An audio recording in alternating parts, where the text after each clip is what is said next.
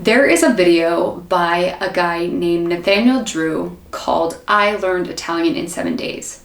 And a lot of people who study a lot of languages have done reviews on this video and talked about how he didn't necessarily learn Italian in 7 days, but that's not what I'm here to talk about in this video.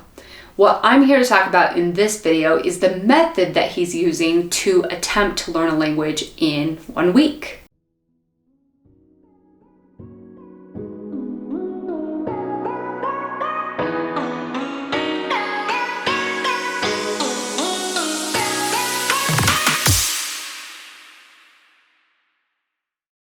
All of the controversy aside, he made a video a year later called I Learned Portuguese in 7 Days, and in that video, it was very clear that he didn't know any Portuguese when he got started.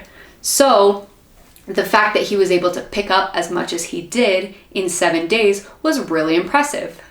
I don't know Portuguese, but by the way the conversation sounded at the end of the week, and the responses that he was getting from the person that he was talking to, it seemed that he knew quite a bit and was able to hold a conversation pretty well.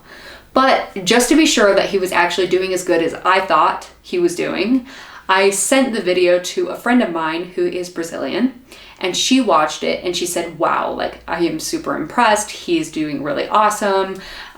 This is great. All that praise, okay? So in my mind, I'm thinking, okay, how the heck did this guy learn Portuguese in 7 days? I mean, I know that he didn't learn the entire language. He hasn't mastered everything in 7 days, but the fact that he's able to be conversational and hold the depth of conversation that he did have after 7 days is still really impressive. But there are a couple of factors to think about here. Number one, learning a language is subjective, okay? Pretty much everything in language learning is subjective. Fluency is subjective, mastery is subjective. Everyone has a different perspective on what those things look like. But to say you learned a language, it might seem like a bold claim to some, but maybe to him, he did learn the language, right? But maybe to your cousin Sarah or someone else, he didn't, right? So everybody's perspective on what learning a language means is going to be totally different.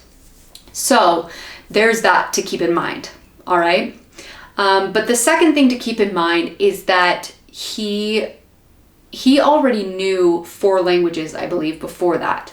His first is English, and then he knew Spanish and French and Italian before learning Portuguese. So he already has 3 Romance languages under his belt, plus English, which has a lot of overlap with those languages. And so he's got to know something about language learning. He obviously has a pretty good grasp of language concepts and the things that he needs to learn. But on top of that, he knows himself really well. He's someone that if you watch his videos, he talks about self-study and he talks about accelerated learning a lot in different areas of his life.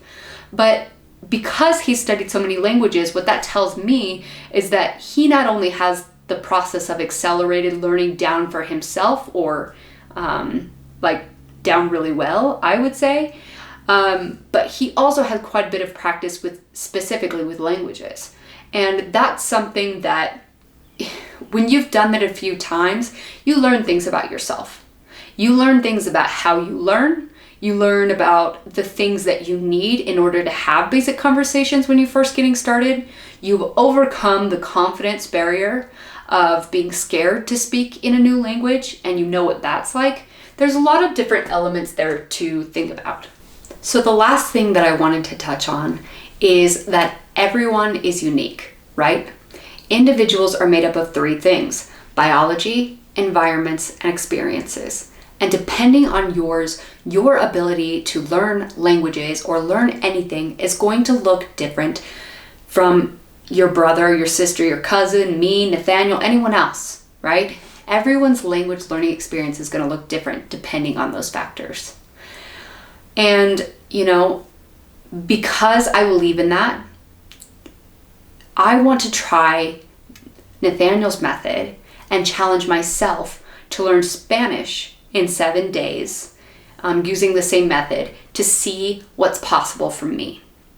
Now, full disclosure, I've actually tried this method before.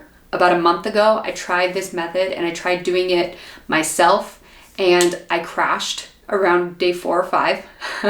I did try to get myself back up onto my feet and finish strong in the last couple of days, but it was really hard.